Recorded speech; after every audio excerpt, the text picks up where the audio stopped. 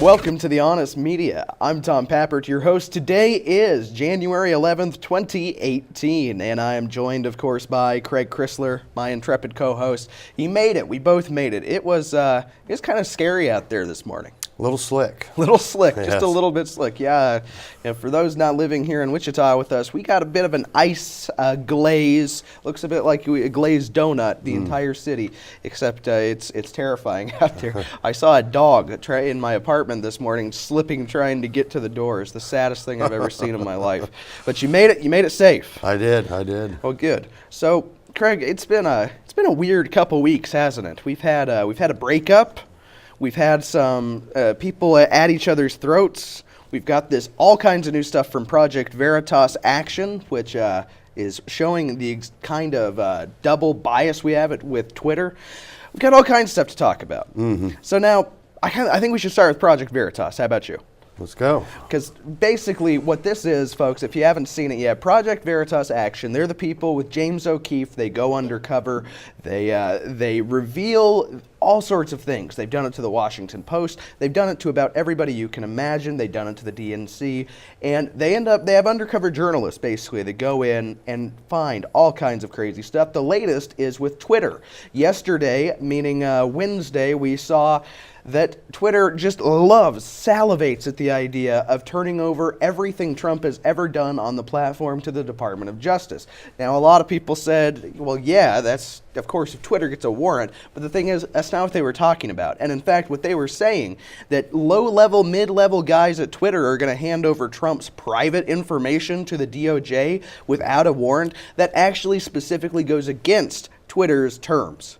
Yeah, that's pretty ridiculous that they can just spy on all your private messages and then choose to send them off to whoever. Exactly, whoever, and that's just it. If it's the DOJ, what? Are they going to start sending it to people suing Trump? Because, it's very popular to sue our president. Could be sending these to foreign governments for all we know. Exactly, exactly. So what we've got right now, we've got today's video where we've got Project Veritas Action. We've got them basically going undercover with Twitter users saying, oh yeah, we ban conservatives all the time. Oh yeah, if you support Trump, oh yeah, we're banning you. So we've got about a minute of video here. Of course, you can find the whole thing on Project Veritas Action's website, which is just projectveritas.com. Veritas is truth. It's Project Truth.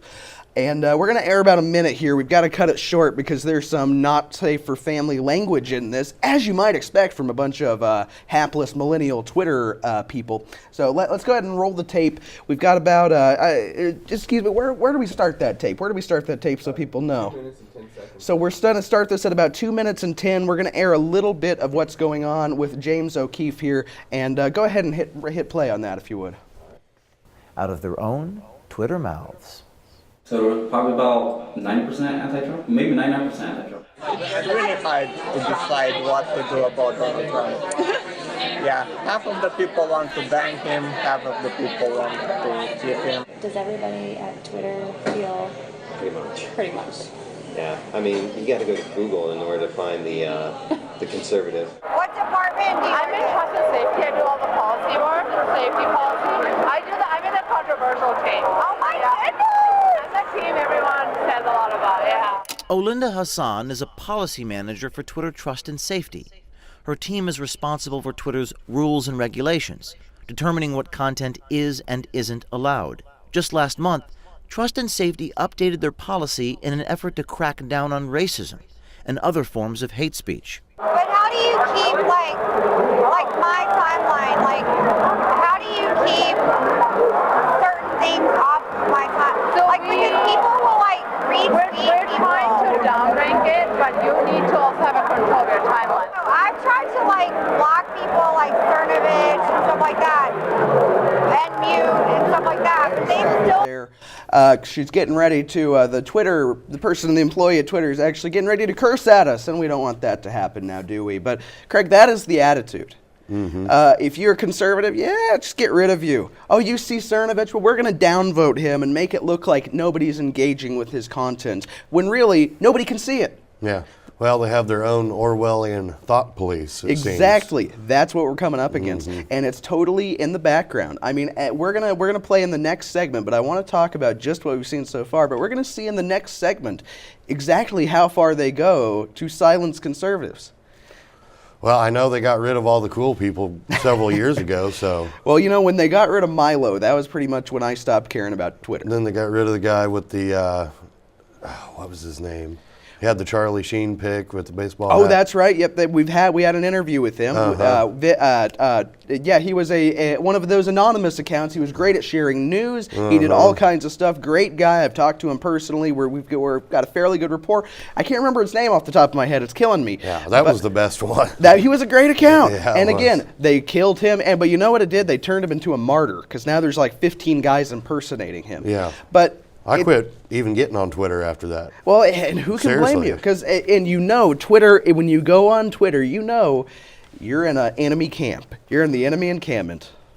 Yeah, well. You will get banned. You will get blocked. From my understanding, the whole thing was a CIA project to begin with, so. Well, tell us, what do you know about that? I haven't heard about this. Oh, it was just rumored years ago that the whole thing was set up by the CIA just to monitor everybody, kind of like Facebook, so. Well, they certainly do a good job of monitoring. I mean, and we can talk about, Twitter has been, you remember the manufactured Arab Spring, where they were going to use Twitter to depose their governments, and we now know that, we don't know that Twitter collaborated, but we now know that this was all basically pushed by the United States government using Twitter, and then, of course, the Arab Spring turned into the Muslim Brotherhood, turned into the destruction of Libya, Egypt, and everywhere else it touched, all using Twitter. Kind of sounds like something the CIA does. It kind of does sound familiar, doesn't it? That's kind of my thought process here. But you know, and this is what we're seeing, that anybody who criticizes this, anybody who criticizes the warfare, welfare state on Twitter, you're not welcome.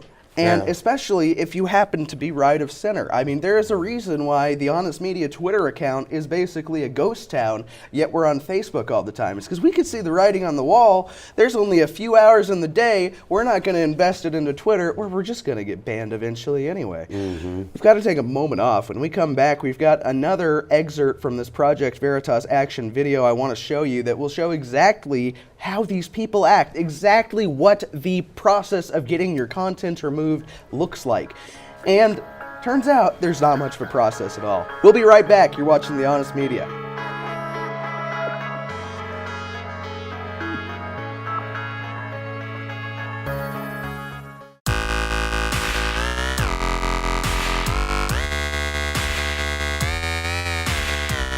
Welcome back to The Honest Media. As we were in the last segment, we're still talking about Project Veritas Action's new video.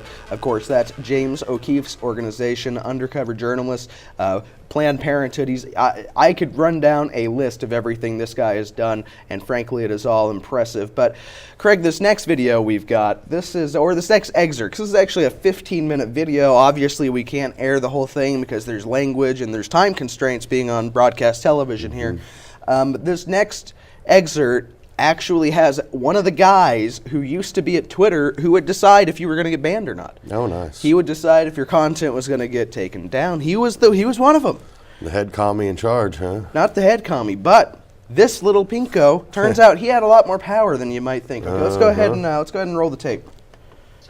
Try shed some light. Let's say it was a pro-Trump thing, and I am anti-Trump. I was like, I banned this whole account. It'll go to you, and then it's at your discretion. And if you're anti-Trump, you're like, oh, you know what, Mo was right. Let it go. Narai's job at Twitter was to review content flagged as harmful, offensive, or in violation of Twitter policy, and ban it if it was. Content review is an integral part of any social media platform, but as Narai describes, it is highly susceptible to abuse. On stuff like that, it was more discretion on your viewpoint. I guess how you felt about a particular matter. Oh, so it wasn't automated. It was a user in services person would deem it pro-Trump and take it down. For example, if it was, they said, oh, this is pro-Trump, I don't want it because, it offends me, that. I say, I ban this whole thing, and it goes over and you're like, oh, you know what, I don't like it too. You know what, Mo's right, let's go. That's it. You're like, Mo's right, let's carry on. What's next? Keep it coming. Yeah, bring me another one to take down. Yeah. So I flag something that's going to go by you. Correct, and then you look at it, you're like, oh hey, this is pro-Trump. And this might probably like, oh, I don't like it. Yeah, So on the reverse of that, they would just let a lot of the, I guess, left-leaning or liberal stuff to go through unchecked.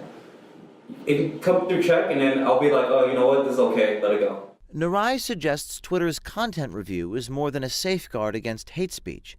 It's a tool used to promote a political agenda. You made the comment that, Twitter maybe wouldn't, verbally say some things that they, wanted to put in their company policy, but they were kind of unwritten rules as far as the content that they would allow or disallow. A lot of unwritten rules, and being that we're in San Francisco, we're in California, very little state, very blue state, you have to be, as a company you can't really say it because it'll make you look bad, but behind closed doors, a lot of stores, like, hey, you have to do this way, or something like that. It was never written, it was more said.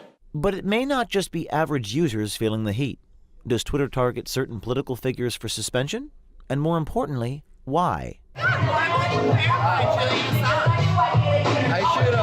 I should ask about this. Yeah, it's a really good point. Pranay Singh is an engineer for Twitter's direct messaging team. Why did they take his account down a couple weeks ago? I didn't know we did that. Yeah, his account went down, for a while.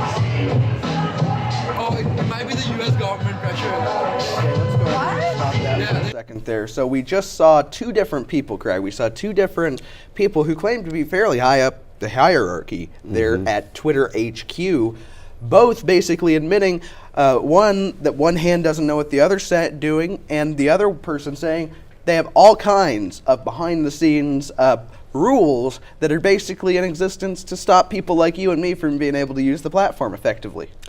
Yeah, well, that's no big surprise. We've been seeing them do it for past year and a half or two now. Oh, so, absolutely. Yeah. And like we said, it started, we all saw Milo Yiannopoulos lose his Twitter account for not even making fun. He made a joke, but then he actually lost it because his followers made jokes about Harambe impersonator Leslie Jones. Yes. And this is Twitter. This is the state of Twitter. And we have them saying that, well, I wish we could ban Trump. Half of us want to ban Trump. The other half don't know if we should ban Trump. This is kind of insane. Saying that pro-Trump is hate speech. Yes, that racism that they, Meanwhile, I believe they allow thousands of ISIS accounts on there. Totally, and it's totally fine. Well, you want to know who ends up taking them down is people on 4chan and Anonymous and people like that. That's who ends up getting these ISIS accounts taken down. One other thing, just last night, what is that awful woman's name? Chelsea Handler. Chelsea Handler wrote a tweet about Lindsey Graham, little Lindsey. And I'm not a fan of Lindsey Graham, but he's been very nice to the God Emperor for a little while, so we have to at least be nice to him. He says some very friendly things. And so he had the meeting last week. You saw the immigration meeting with Trump, and everybody came together, and it was on camera. It was this week, I'm sorry. But Chelsea Handler wrote on Twitter, "Look, Lindsey, I don't know what kind of we can't show this tweet because it was graphic, but she basically accused him of being gay and said, "What, does Trump have a video of you blanking another blank's blank?" And that is the most homophobic, ridiculous thing I have ever seen on Twitter. It hadn't been taken down. She's not going to get banned for it. Yeah, it's okay. She's a supposed liberal, so exactly. She can say anything she wants. Exactly. But I get And meanwhile, call everybody else racist and homophobic. Yes, exactly. She is an alleged defender of the LGBT population. But as we saw, we have this gentleman here, this African American guy who says that, of course, that's how it happens. Of course, we just let the stuff on the left go. Mode flag stuff on the right, and it gets taken down. It is a private company. They can do what they want, so. You can do what you want. That's true. But if you're just like Zuckerberg can do what he wants. But if you're going to bill yourself as a free speech advocate website that exists to create political change, you can't put an asterisk in there, or you can, but you should actually put the asterisk in there. We lost everything when the original MySpace went down because it was way better than all this crap. Well, and a lot of people say we should colonize MySpace. You want to know who owns MySpace now?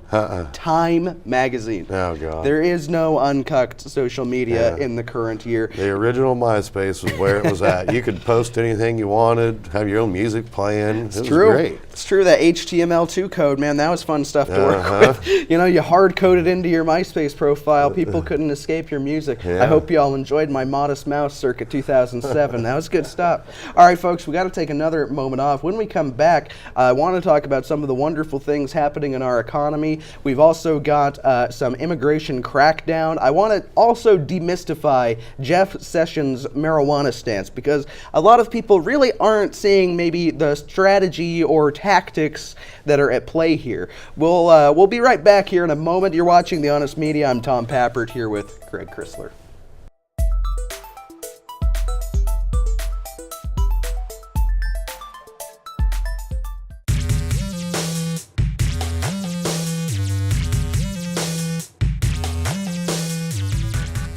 Welcome back to The Honest Media. As we said in the last segment, this segment I really kind of want to get into what's happening with one Jeff Sessions, the Attorney General.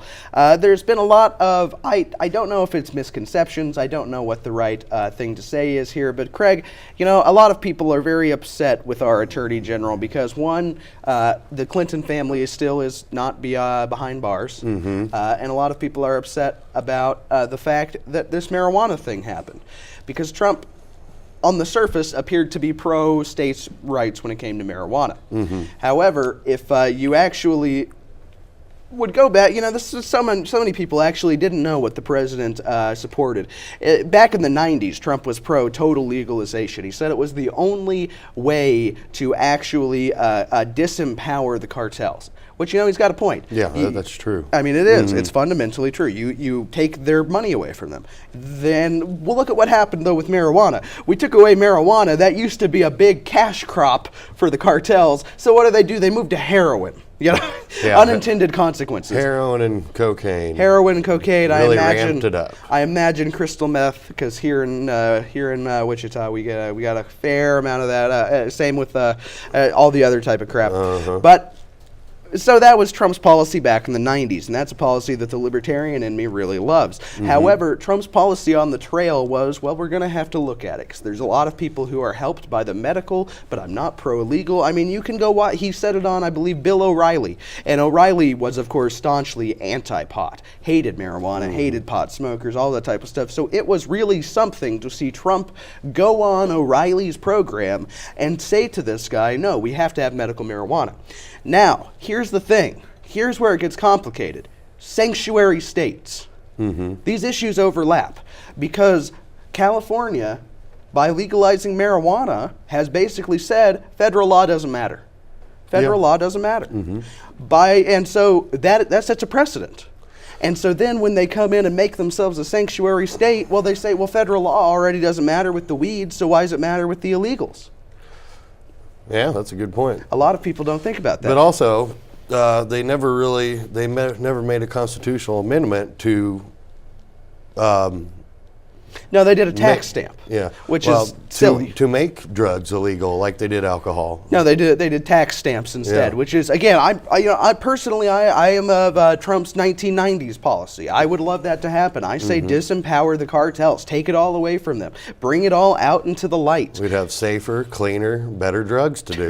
And it sounds comical, but it's true. I mean, I know drug addicts in my life, and one of them wasted years of his life on heroin. And frankly, if he had been able to maybe get an actual laudanum from the store, or something, I mean, he may not have spent the last 3 years of his life in such a bottomless pit. But the fact is, that's what happened because drugs were illegal. And I feel I don't want to see him put in jail. And Trump said that on the trail too, that we should find ways to help these people, not just throw them in prison and let them rot.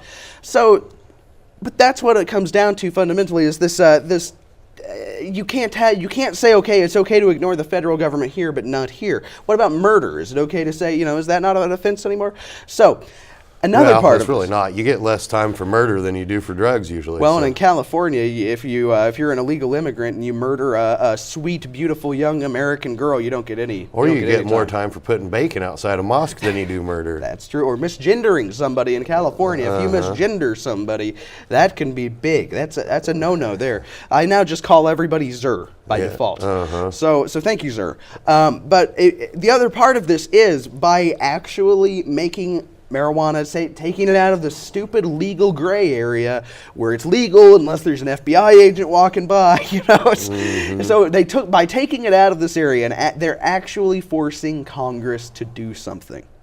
If Congress had just got off their rear ends when all of this marijuana stuff started coming out in 2013 and 14 and just legalized it, had the debate, had a discussion, and actually passed a law. Isn't that amazing that our Congress never does this anymore unless the president is forcing them to? Now, if they had actually just passed a law regarding marijuana, make it illegal, make it illegal, do whatever you want to do, then we could have done this the right way. So a lot of people, myself included, I think that's what Jeff Sessions' action, I don't know if he wanted to do this. I don't know if this is what his plan was. He seems to have an unhealthy obsession with marijuana. He really doesn't like it. I don't get it. He's been this way. That was my concern about putting him in when Trump did that. I don't care about weed. But the thing is, if it will actually force Congress to do their jobs, I'm all for it. Yeah.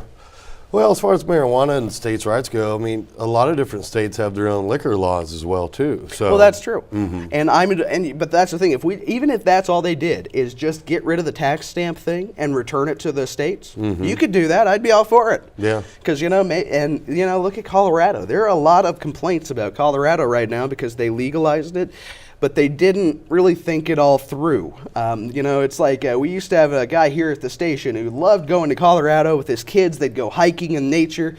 And he said you'd be walking downtown downtown anywhere Colorado, and you just plumes of pot smoke. And he's got his 8 and 10-year-old boys there with him. And it's like, yeah, you don't need that. So, I'm all for letting states do it how they want. Second-hand high on your 8-year-old's fine. See, that's the thing that, it's like, you can't do that with liquor. Why can you do it with smoke? Yeah. So, but I agree completely. There are still dry counties in Kansas. Yeah, and Oklahoma has weird laws where you can't buy cold beer. Right. Stupid stuff like that. Yeah. All kinds of stuff. Yeah. A friend of mine, a guy I know said he went out to Utah. And yeah, they sold single beers and they were warm. So he had to take them and then buy a bag of ice and cool it down in his hotel room. I did the same thing in Oklahoma years ago. Very frustrating. I imagine it would be. And expensive. That's what he told me, expensive. He said he spent $14 on a 6-pack. It's like, oh, good gravy. So, but that's the thing. States should be able to make these laws. But the fact is, you can't just nullify a federal law. You can, but there is a very specific process for state nullification of a federal law. And it's not just a bunch of commies saying, I don't like Trump. Yeah, immigration's a totally different thing because the federal government has control of the borders. Well, that's also true. So that's true. They should have full reign over immigration. But states' rights, yeah, I think they should be able to decide to do whatever they want. I agree, but I think first you just have to you have to get rid of the federal law. States can't just pretend it doesn't exist. Because I think fundamentally it is the same thing. By them pretending that illegal immigration doesn't matter, they are saying that Teddy Roosevelt didn't do what he did, which is say that 50 feet, it's either 50 yards or 50 feet on our side of the border, federal government property, not private property anymore, federal government property. California says that didn't happen. California says it didn't exist. It's wrong. You can't ignore things you don't like, liberals. I'm sorry. We got to take another moment off, but when we come back, I want to talk about immigration because, in spite of all this DACA controversy that is really a non-controversy, Trump is cracking down big time on illegal immigrants. We got to take a moment off. We'll be right back after the break.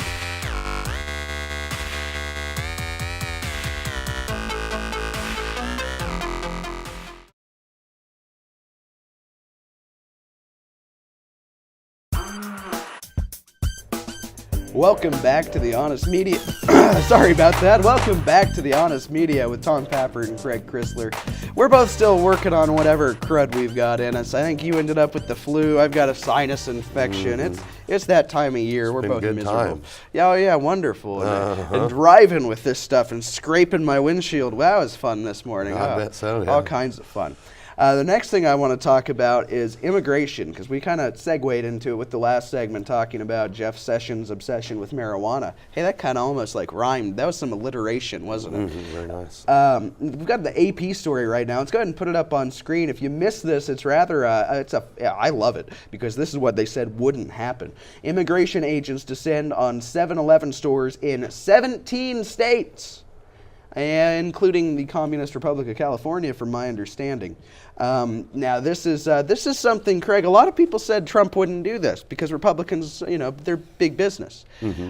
But were they rounding up Mexicans or Indians? that's the thing, right? Or, Yeah. or Pakistanis, Pakistani, yeah. or what were these guys? I don't know. The main thing is they were illegal. Pakistanis are causing trouble. That and the they are. Indians. That they are. Check our Facebook page for more on that. But what I'd like to talk about is they're going after businesses, not just individuals. Individuals have to go. Individuals broke the law, but you know who else broke the law? A business. Yeah, the business owners that have Illegal. 45 illegal Mexicans working in there.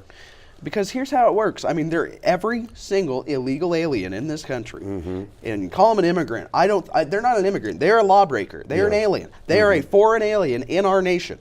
And according to the journalistic standards of the AP, I'm not supposed to say that, but that they are illegal aliens in this country are wrong. And in order to work here, they do it one of two ways. They take it under the table, in which case they don't pay a lot of taxes. They're not paying income taxes. I know that's for sure. But if they're not taking it under the table, everybody out there, they stole somebody's ID. Yeah. They stole your grandma's social security number. They stole your dead aunt's social security number. They don't care. These are terrible people.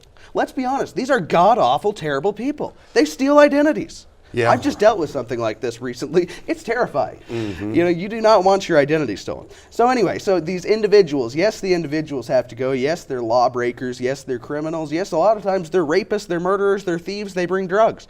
However, the businesses that hire them, I think these people are I'm going to try not to curse here, because they are the least patriotic, most anti-American groups in the bunch. Well, yeah. I mean, and we have them here in But Kansas. what's more American than making a buck? So. Well, making a buck by screwing over your fellow American, now that's where you mess it up. That's kind of what America really is. Since the beginning, America has always been about that. That's a misconception, because since the beginning we have had protectionist policies. We're trying to make it great again. Well, maybe the last 40 years of globalism. That's what it's been. I'll give that to you. But America was founded on protectionism. Thomas Jefferson believed in tariffs. George Washington believed in. He may still. I don't know if he's up above us looking down in tariffs. Thomas Jefferson, by the way, was one of the first presidents to order protectionist military action. He actually sent the USS Philadelphia to attack the Barbary pirates in North Africa. You can look this all up. You probably didn't hear about it in school because it doesn't suit the narrative, But Thomas Jefferson sent I believe it was the Marines, to go take out the pirates. It was kind of a difficult fight. We lost the USS Philadelphia in it. However, I think it was actually burned just to keep them from getting a hold of it. I don't really remember the details. However, what I'm getting at is since our founding fathers, this country has been about protectionism. It's been, you go out there and anybody who's going to get in the way of American trade, they're going to get run over. So when people say stuff like that, well, it's about making a buck. It's not, because that's not how America used to be. And we can even founding fathers were also against public education. That's true. Segue in the last episode. That's very true, which, as we all know, public education is just it's a statist indoctrination camp. It came to this country as a result of a proto-fascist in Germany. Yeah. Who said that if we sit these kids in neat little columns, we can turn them into productive citizens and they will be more willing to die for their country. Great. And, this actually happened in the 1880s, and 1870s, 1880s, and that's when it came to the United States after that. And if you look, That is what then, that generation who was raised that way is the generation that fought in World War I. And was the stupidest war ever. The stupidest war ever. Yeah. Where these people, you know, they get out of the trench and get mowed down, and they would just do it because that's what the guy above them in their ranks said. I mean, the public schools trained them to act that way. And that is an anti-American thing too. Government indoctrination camps is exactly the better name for public schools. And now, you know, you can't dare anything that, and we talked about it just a second ago, you know, you don't hear about this protectionism and that type of thing. You don't hear about any of this. And as I said, I'd wrap it back into immigration. Yeah. That's part of the reason why nobody understands our immigration laws in this country.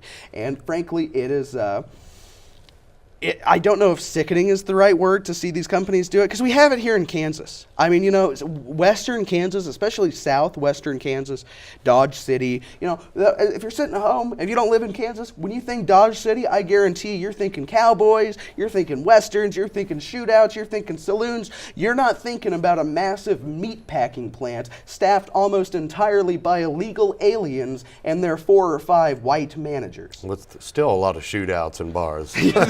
Well, yeah, because now they got the illegals. Yeah. But I mean, I Now guess it's all Mexicans doing it. exactly, exactly. It's the Wild West, but only because nobody there none of the government or law enforcement speaks Spanish. I mean, it is fundamentally in my lifetime, and I'm a young guy. You remember it before it was this way. Our state has been transformed by illegal aliens. It really has, yeah. Our whole country has been transformed by illegal aliens. I mean, they joke about it. They say, "Yeah, you're going to have to speak our language soon, huh?" But that's just where we're at.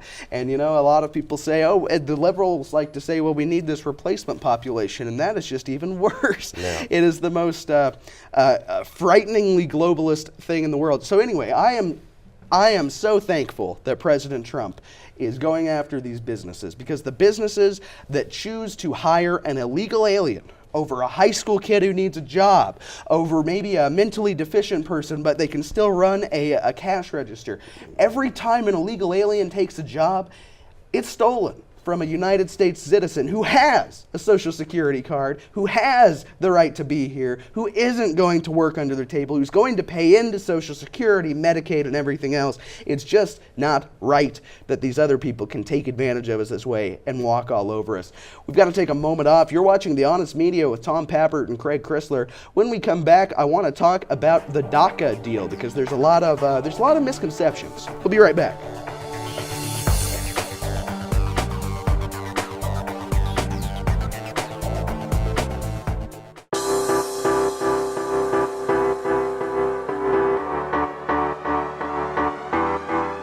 Welcome back to The Honest Media. As we were talking about in the last break, we're going to continue on this immigration subject that we're on right now. Of course, it's why Trump got elected. I mean, we were just talking, turns out right here in Wichita, Kansas, just here, Hispanic students make up the majority of the kids in our schools. Hispanics. I mean, this is Kansas. This is Kansas, Greg. That's not normal.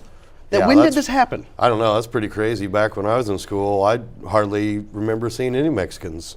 But you know what? And the only one I knew was a drug dealer. Of course. He was a nice guy. Of course, I'm sure he was. Yeah, good weed. Sure good weed. Don't let Jeff Sessions hear you. But I didn't have any. No, of course not. You heard things. No, I just heard it. But I would love to know. I said this in the break. I would love to know the numbers for our surrounding school districts, because what this happens, these people move to our communities. I mean, look at North Wichita. North Wichita, it's even moved into West Wichita. Yeah. It's not what it used to be. It's not. There's nobody there who speaks your language. There's nobody there who looks like you. I mean, it is like we are living in the UN. Pretty much. When we used to have a fair, I mean, we've always had minorities. This city was founded by Lebanese people in part. A lot of people don't know that. Delano, a lot of the businesses that were in Delano, which is like our Old Town district, we have an Old Town, but it was manufactured. But most of the shops in Delano were first owned by Lebanese people. The Stevens family, one of the biggest families in Wichita and in Kansas, Lebanese. So again, it's not about race. It's about the fact that we have a culture that is fundamentally not American. Because these Lebanese people, they're not speaking Arabic or Farsi or whatever they speak in Lebanon. They're speaking English. Lebanese people that come to America are among they are the most successful ethnic group in the country. You would not know these were Lebanese people here in Wichita. Yeah. You would look around, you would never know. You would have no earthly idea because, again, they acclimated a long, long time ago. But these people now, they have no desire to acclimate. So we said we were going to talk about DACA, which is the Deferred Action for blah, blah, blah, blah, blah. These kids who were dragged in or born here didn't get on the citizenship rolls. This was a temporary deal to allow them to stay because they're dreamers, Craig. They're dreamers. They're dreaming of They something. dream. They have dreams. They have dreams of murdering in some cases. At least 2 of them are murderers. I mean, convicted murderers. I don't Dreams even have of to say murdering, alleged. You know, murdering, stealing, joining gangs. yeah, drugs. All The great of them. American dream. Now, are some of them okay though? I would say yeah, so. there's lots of. I mean, because the thing is, a lot of them a have lot of good acclimated. Mexicans. And now, but that's the thing. Trump is he's using this as leverage, and this is really brilliant. You know, if you watch the show, I don't get into the pearl clutching. How dare Trump do this? Because I like to think I like to think we can trust the guy by now. It's been 3 years basically of following him nonstop. It's been a year of presidency that's just been at a breakneck speed. So first of all, I think I can trust our president. Second of all, if you look at what's happening, this DACA thing, it was barely even an issue before he became president. Yeah. I mean, there was one interview about Trump about it, and it was in 2015. It was on his plane. It was with that cuck Todd, you know the guy. NBC, I think he's at. Got that weird looking face. Anyway, that guy. So it was with him, and Trump said, well, they're probably going to have to go. We're going to have to look at it. We're going to have to figure out what to do, but they're probably going to have to go. You know, he gave his standard, they got to go back. And that's not that much different from what he's saying now, but we're talking about 800,000 people. When we have conservatively, this is the number the left gives you, so you know it's at least 3 times this. Conservatively, we have 11 million illegals in this country. We're talking about less than 10%. And we're talking about people who have theoretically been raised here, been born here, they're acclimated, all that type of stuff. Now, Trump has made the left say, okay, no, we don't need to keep all 11 million of them. Just give us this 800,000. And in exchange for this 800,000, which again, less than 10% of the overall number, the left has already conceded that. The left has conceded we're going to get rid of this 10 million. We just want this 800,000. Do you see the genius here? Yeah, this is the art of the deal. That's pretty amazing. And this is all they care about is this little tiny 800,000. Trump, in exchange for this, Stephen Miller, there's an article about saying that he is the one pushing for this. In exchange for this stupid little 800,000, we're going to get a wall. We're going to get E-Verify. We're going to get voter ID. Mark my words. This is the art of the deal. Because you know what? Now, the left, they're backed into a corner. Even though they're beginning to realize what Trump did, their constituents are going to look. It's happened to Chuck Schumer already. He has had the people go in front of his congressional office, cry and kick and scream till they got thrown in jail, where they went on a hunger strike. So the Democrats basically agreed to save 1 out of 10 illegal immigrants in the Exactly. country. 1 out of 10. That's all they're going to get. And in exchange, I mean, Trump thinks he's going to get a wall for this. I mean, it is the art of the deal. It's 3D we are chess. getting the wall. Oh, the wall's going to go up. I mean, it's going to go up. Laser beams and shark modes on each side. And I still believe the wall is going to go up long before the re-election in 2020 because it's got to. But the thing, I mean, just imagine that we have taken the left from. It's an act of love. They have to stay here. Who's going to pick the avocados? You know, we've gone from that to. Well, but those ones who were born here, they can stay, right? It's genius. Absolutely genius. And I can't believe that Trump has managed to pull this off because what we're looking at, if this doesn't happen, and even the 800,000, I would prefer they had to go back because what we're looking at here is called a demographic winter. You were talking about in the break, you know, and we can talk about it on this show because we don't have a lot of sponsors who will pull the funds as soon as we do. But in general, the average IQ for Mexico is 88. The average IQ for Caucasians in America hovers around 98. That's a significant leap. And there is evidence suggesting that you cannot have a functional democracy if your nation's average IQ dips much below 90.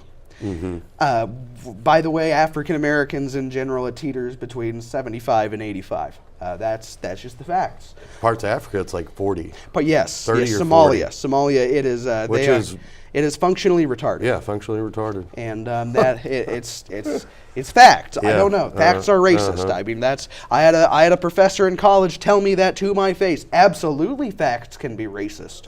Yeah. I thought they were just called facts. So by bringing these people in, yeah, our malls look different, sure, but it lowers the genetic the IQ of our entire country's population. IQ, yep. And I feel like if you are going to have a democracy where everybody gets a say, you got to be pretty dang smart. I don't, it's like Winston Churchill said, the biggest argument against democracy is a 5-minute conversation with the average voter.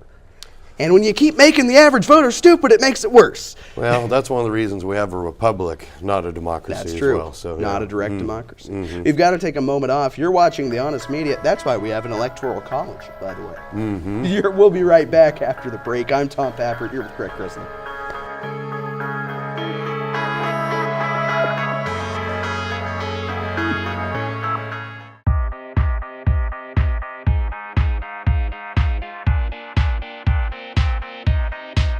Thank you for joining The Honest Media this week. Sorry that last commercial break took a little bit longer. We had a little bit of a heated argument with our Mr. Producer here because, a lot of people, Trump, they don't understand exactly how good of a president Trump is. And, there's a lot of people who said he was an idiot out there. And if he's an idiot, then it turns out that all you need to have a massive economic boom and recovery is somebody who just doesn't hate America. Well, yeah, that Turns helps out, a lot. Just get somebody who loves America in there and it fixes a lot because we have had 12 consecutive months, first time this has happened in the United States history, of stock market growth. First time ever, 12 consecutive months of massive, massive growth.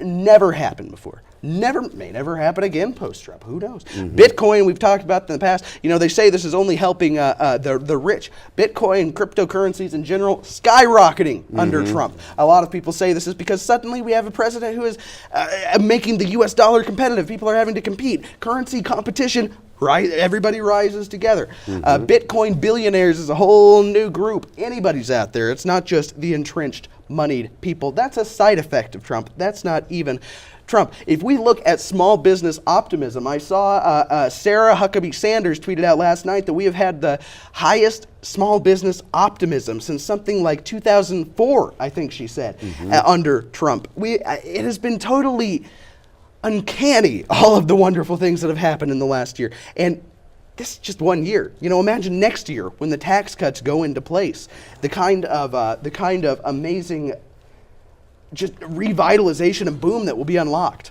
Yeah, it's been phenomenal. I mean, everything seems different. That whole 8 years of Obama was just a complete nightmare. Social, economic, everything just was military, terrible. Everything. Yes.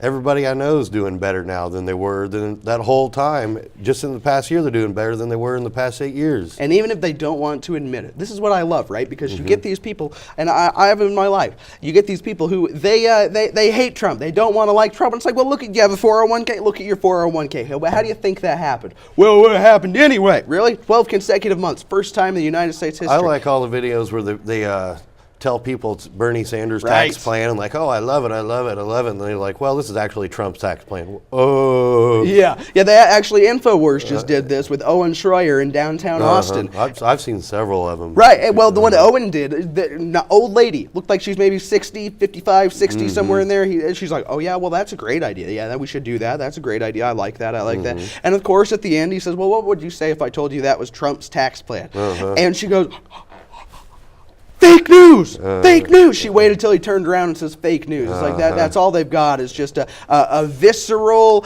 animal-like, that's all they've got. They don't have anything coherent up here. But even the people who are at the bottom of the socioeconomic spectrum, say Walmart workers. Walmart is the largest private sector employer in the United States of America, by the way, and Walmart has raised its hourly wage to $11. Oh, snap. And they say this is because of Trump's tax overhaul. That's why they say they do it. They also say they're going to give bonuses to most of they call them secure employees. I guess these are the the non-seasonal people who aren't just, doing it so they can buy their drugs. So they are going to give bonuses of up to $1,000 to the majority of their employees. Dang. And again, they say that this is all because of tax reform. They say that's it. That this is just taxes. How many companies now are giving out these big Over bonuses? 100. Yeah. I mean, at some point it was like 27, 39, 52, over 100. I never did it the whole time Obama was president, and just 1 year Trump. Hey, everybody, we got a ton of extra money for you. Yeah, and we were talking about it before the show started. It was while we were waiting on you, because again, ice storm, Armageddon outside.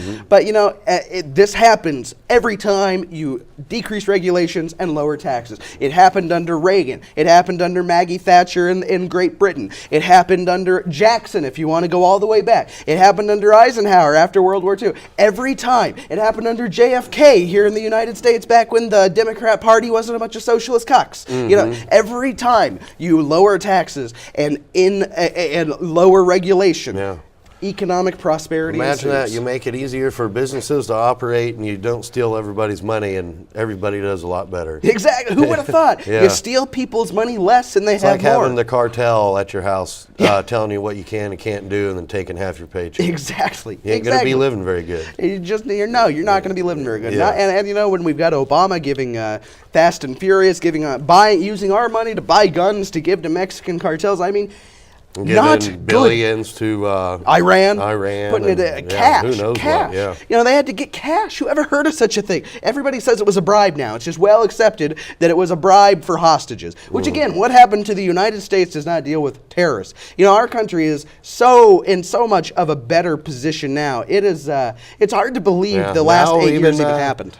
After Trump made his nuke button joke, old Kim Jong's wanting to be friends with South Korea again. Right. Yeah. For the first time in 2 years, they had what they call high-level communications, which is when they each send their guy to the DMZ and they sit at that desk. And the North Koreans, for the first time possibly ever, I don't know. They're going to be participating in the Olympics, which I would like to point out, by the way, the North Koreans are going to be participating. North Korea, where they send you to hard labor camps if you so much as crack a joke. They might have some tough cookies and participate in the Olympics. But I would just like to point out that Russia has been banned from the Olympics. For what reason? Oh, I didn't even know that. Yes, Russia, well, they're saying Russia is not, I don't know, maybe it's not done all the way, but they're saying Russia will not be allowed to compete in the next Olympics because of election interference or whatever meme they're saying nowadays. So, just because they're too good. Welcome, Putin. I just find it comical that we're going to let this genocidal, homicidal, nuclear-armed madman, fat little weirdo in North Korea, he gets to come, but not Russia. I get it's politics and diplomacy and all that type of stuff. It just baffles me. It's the Olympics. It's the Olympics, that's true. It doesn't really matter. It's just a giant Nazi ceremony that people have no idea what they're really watching. Well, you've got a point there. And there's all kinds of stuff about the Olympics. Maybe we'll have to get into that as we get closer because the politics around it. I couldn't even watch last time. I mean, for them to put it in Brazil when there's dead bodies in the rivers. Yeah. Oh dear. The beach volleyball was amazing. The beach volleyball in Brazil. I'm sure the beach volleyball in Brazil was something else. I tuned in every day for that. Tuned in every day for it. So I was saving the Walmart bit for the end because that was going to be my big silver lining. You have to watch out. Going to be a lot of Walmart people with some money now. No kidding. Well, the whole country, and this is the thing. A lot of people, whether you're conservative, whether you're Democrat, whatever you are, you can be a commie socialist pig for all I care. You're going to find out really quick that we all get raised together by a rising economy. That's true. Because the money doesn't discriminate against blacks, whites, Asians, Latinos, whatever. It doesn't. And look at the 50s, if you don't believe me. In the 1950s, before Lyndon Baines Johnson's Great Society screwed up everything, before the welfare warfare state started taking more and more of our money, black America was on the way up for the first time in history. They were almost on par with white America. 50 years later, welfare warfare state, welfare getting these poor people trapped. We all know where it's at now. But we're going to see it under Trump. Everybody, black unemployment, all-time low right now for like 30, 40 years, since they started counting it. That's great. All-time low. Everybody gets brought up together in the rising tide of a good economy. And that I think is a good thing to leave the show on, Craig. Yep. All right. Well, we'll have to see you again next week. You've been watching The Honest Media. We'll be back again next week, same time, same place, right here.